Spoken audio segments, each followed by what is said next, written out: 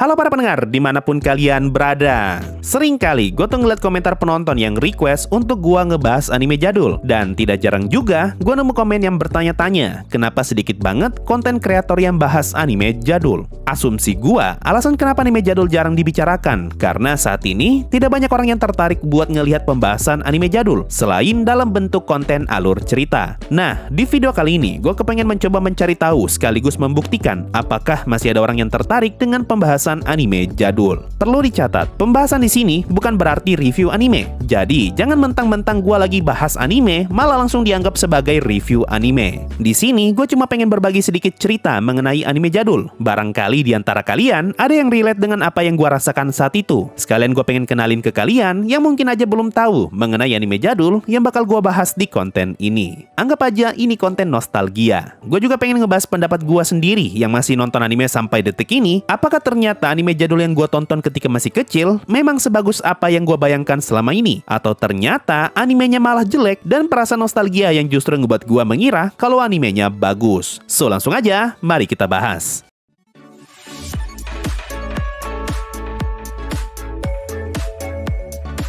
Kalian semua yang seumuran dengan gua pasti familiar dengan anime yang pengen gua bahas kali ini, yaitu Zoids, anime tentang robot singa warna biru yang bisa jadi putih dan bisa jadi merah. Anime ini dulunya pernah tayang di televisi Indo, tapi gua lupa di saluran apa. Dan setelah gua cari tahu, di Wikipedia tertulis kalau Zoid dulunya pernah rilis di Antv. Gua sama sekali nggak ingat tahun berapa anime ini tayang di Indo. Satu-satunya yang gua ingat adalah gua nonton anime ini ketika masih SD atau mungkin sudah SMP. Soalnya gua ingat dulu gua sering nonton anime Zoid sebelum pergi ngaji di TPQ. Kalau nggak salah tuh tayangnya antara siang atau sore. Nah, kalau berdasarkan Wikipedia, anime Zoids pertama kali tayang pada tahun 1999 sampai tahun 2000. Kurang lebih sudah 24 tahun berlalu sejak anime ini rilis. Dan studio yang ngegarap anime Zoids pada saat itu adalah Studio Xebec. Kayaknya sih bacanya gitu ya. Nah, berdasarkan apa yang gue lihat di My Anime List, Studio Xebec sudah merilis banyak sekali judul anime jadul. Dan gue yakin setidaknya pasti ada satu anime buatan Xebec yang pernah kalian tonton ketika masih kecil. Contoh, beberapa anime jadul buatan Xebec adalah anime Yoyo yang judulnya Chosoku Spinner. Satu-satunya yang gue ingat dari anime ini adalah battle yoyonya yang bisa sampai bikin tali yoyonya putus. Ada juga anime Tamiya yang judulnya Bakusou Kyoda Let's and Go, anime Bidamen yang judulnya Bakuyu Renpatsu Super Bidamen, dan anime Megaman yang judulnya Rockman.exe.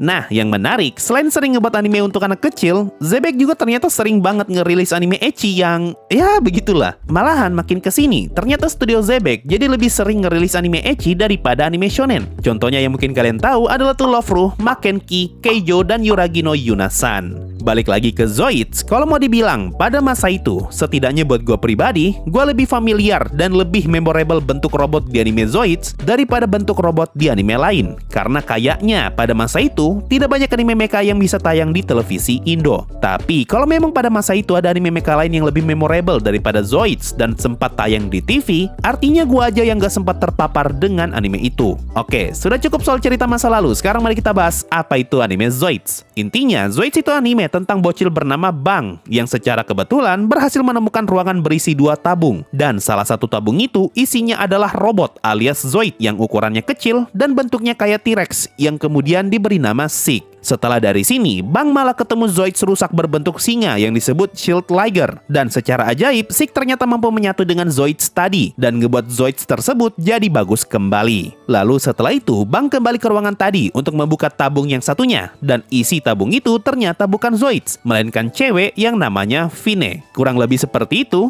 premis awal anime Zoids. Kalau dipikir-pikir ya, plot anime ini tuh ternyata lumayan random loh. Ada bocil ketemu T-Rex yang bisa nyatu sama robot singa, dan tiba-tiba ada waifu keluar dari dalam tabung. Mantap. Agak ngeri ya, ada bocil dapat senjata militer, bisa dipakai pula. Padahal aslinya bocil dikasih motor listrik aja tuh udah bahaya.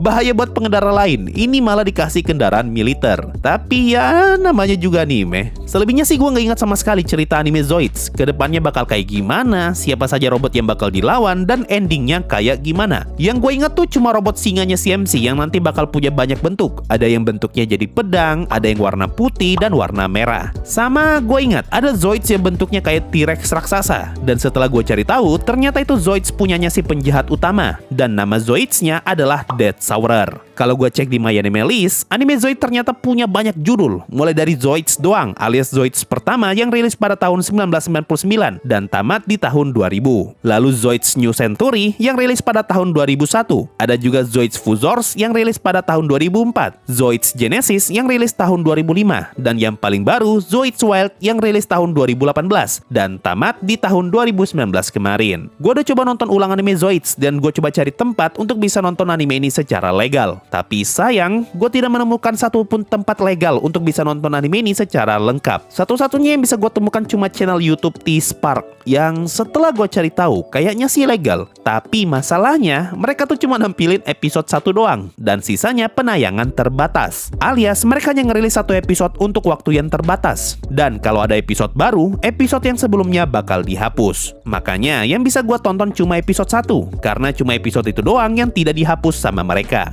Itu pun tidak ada subtitlenya sama sekali. Jadi mau tidak mau gue nonton anime ini tanpa subtitle. Nah, ketika pertama kali nonton ulang episode 1 Zoids setelah sekian lama, gue lumayan kaget ketika tahu kalau CGI robot di anime Zoids ternyata tidak sebagus apa yang gue ingat. Soalnya di kepala gue saat itu sebagai seorang bocil, CGI robot di anime Zoids itu bagus banget. Tapi setelah nonton ulang, ternyata robotnya tidak sebagus yang gue pikirkan. Meskipun kalau kita pakai tolak ukur zaman dulu, bentuk robot di anime Zoids sudah tergolong bagus. Tapi ya, yang menarik, meskipun CGI robot di anime Zoids ternyata tidak terlalu bagus, tapi kalau kita bandingkan dengan sebagian anime zaman sekarang ternyata masih bisa menghasilkan produk CGI yang jauh lebih busuk daripada bentukan CGI Zoids pada masa itu. Contohnya kayak CGI Banteng di Keminaki, CGI Naga di Mauga Queen Season 2, semua CGI di anime X-Arms, dan semua CGI di anime Tesla Note. Sebuah fakta yang sangat mengejutkan sekaligus menyedihkan, di mana anime yang dibuat pada tahun 2000-an ternyata di beberapa aspek visual masih lebih bagus daripada anime yang rilis di tahun 2020-an. Cuma kalau gue pikir-pikir ya, kayaknya alasan kenapa CGI di anime Zoids masih kelihatan lebih mendingan daripada CGI di anime Mauga Queen dan Kaminaki karena perbedaan gambar 2D dan 3D-nya yang tidak terlalu jomplang. Berhubung Zoids adalah anime jadul yang secara visual tidak terlalu bagus, ngebuat bentukan CGI-nya tampak menyatu dan cocok dengan kualitas visual anime pada masa itu. Contoh di episode 1, ada scene Zoids kalajengking yang ketimpa bebatuan, dan kalau kalian perhatikan, bebatuan yang menimpa si Zoids adalah CGI. Awalnya, ketika pertama kali nonton, gua nggak begitu notice dengan CGI bebatuan ini, soalnya CGI batunya kelihatan nyatu dengan warna animenya. Nah, sekarang coba bandingkan dengan CGI di anime Mauga Queen. CGI naga di anime Mauga Queen itu kelihatan jelek banget karena bentuk dan warna naganya sama sekali tidak serasi dengan kualitas 2D animenya, sehingga memunculkan kesan kalau keduanya terlalu jomplang, dan hasilnya sudah pasti bakal kelihatan jelek. Tapi, kalau dibandingkan dengan X-Arm dan Tesla Note, sudah jelas Zoid masih jauh lebih bagus dan lebih mending untuk ditonton. Menarik ya, zaman sekarang kita tuh suka protes kalau ketemu CGI di anime. Padahal waktu kita kecil, kita malah terbiasa ngelihat CGI di anime. Bahkan kita atau gua pribadi merasa itu keren banget. Tidak jarang ingatan kita terkadang berbeda dengan kenyataan yang ada. Sering banget gua merasa kalau anime jadul lebih bagus daripada anime zaman sekarang. Padahal kenyataannya anime jadul pun banyak juga yang jelek. Tapi kita aja yang gak ingat atau mungkin gak sadar bagian jeleknya. Sedangkan ketika kita sudah besar, kita malah lebih mawas diri dan lebih mudah membedakan mana anime yang bagus dan anime yang ada kurangnya.